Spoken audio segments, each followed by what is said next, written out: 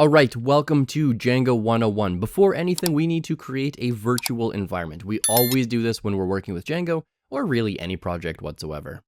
So in order to write Django, you must know a little bit of Python. If you don't know Python, you probably don't have a text editor. So in front of me, what you see here is VS Code. This is my text editor.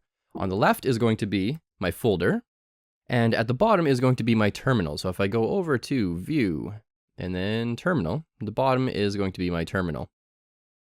And so we are going to create a virtual environment. Now there's a plethora of different ways we can create a virtual environment. We can use Vagrant, we can use Docker, Virtual Env Wrapper, a Python venv, a venv, or we can use pipenv. And in this module, I'm going to show you how we can do it with pipenv. So first things first, you probably already have Python installed. You should be able to do Python-v.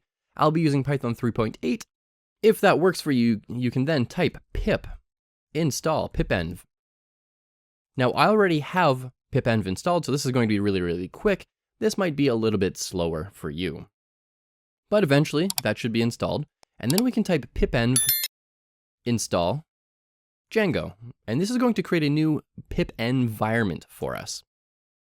And we just give that a quick second to install Django for us. And this is going to install Django 3.1. We'll look at the exact version in just a second when this is done. All right, now that that's done, we can do pipenv shell to get inside of our pip environment and do pip show Django. And I'm using Django version 3.1.4. Now to get out of our shell, all we have to do is type Control D or exit, and that's going to exit out for us. And to get back in, we just simply type pipenv shell. And if we take a look at our files here, ls-la, or if you're on Windows, dir, it's going to give us a pip file and a pipfile.lock.